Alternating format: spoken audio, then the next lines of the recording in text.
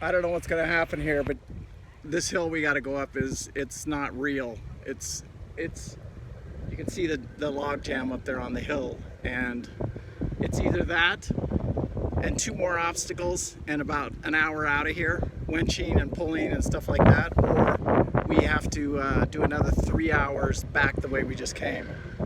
So this is called, we're at the end of I think Kane Creek. Okay, YouTube, so Paul Bates here, Bates Outdoor Adventures. And, you know, this is the end of Kane Creek, and you've got to go up Hamburger Hill here, or it's a 3-hour turnaround to go back. I mean, that's just, there's no joke about that. Now, we use the winch a little bit here. You'll see me coming in and out of here with Patrick and his family. They're helping me. It's just the two of us.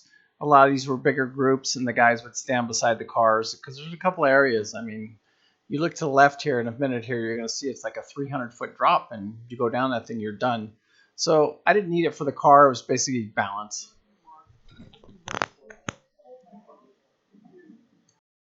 So you can see here, Patrick's coming up the hill now. He's in a big 4-seater, and he doesn't have a locking front end. He just has a regular CanAm X3 Max 4-seater, and it does not have a locker on it. So he could have used a locker on this, I can tell you that right now.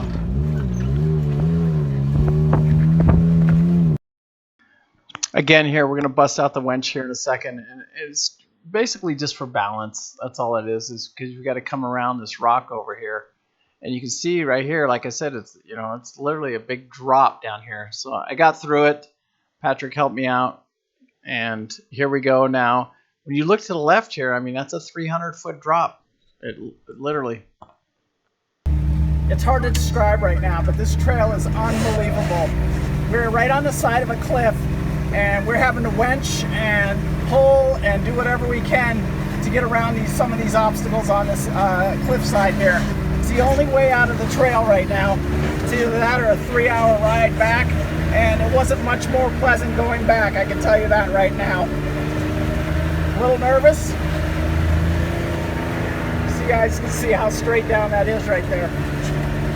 So as you guys can see here, we're just riding across the trail here, and the rest of these obstacles, my car didn't have any problem at all.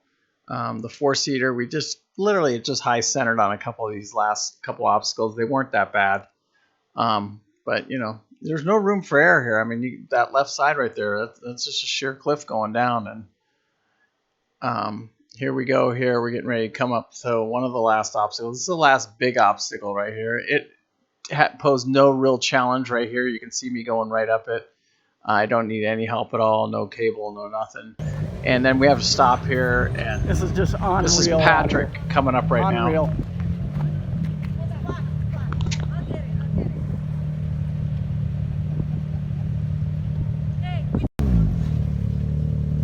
Patrick!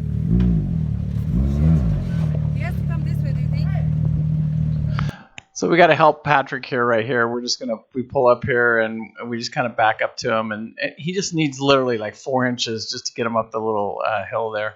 So here we go. We're coming down to the last obstacle here. We go through a little bit of water here and up the creek. No big deal now. I'm back to following Patrick, I believe, right here. Maybe not. I'm still up in the lead here. In a minute. Oh, after we get up this last obstacle, he'll jump back in front of me, but I was a little nervous about this obstacle because he kept saying, "Oh, this is bad, this is bad." But this is where he broke an axle last year, and I didn't have a problem with it. There's 3 places to go up right here. This is one to the left, and I looked at it. I hit it the front end, and I went up the middle one, and I just didn't have any problem at all. So now we're out, and we're just heading. This is the last few minutes of the trail here before we hit asphalt and head back into town. I would plan about a 4-hour loop for this thing. Stop, bring your lunch with you. It was a fun trip. Definitely do it again someday. Here's Patrick in front of me now, just finishing up the last bit of the trail. Like I said, here you guys go. You can see right here we're going to end up, and I don't know, it's probably about a 15-mile ride. Went from right here from the asphalt back into town, and you were happy to see that after about 4 or 5 hours on the trail. Hamburger Hill was no joke, and you need to be prepared for it, but it wasn't the worst I've ever been on for sure. But it definitely was not easy, and you need good equipment, and be prepared for everything. That's all I can say. Peace out and good luck.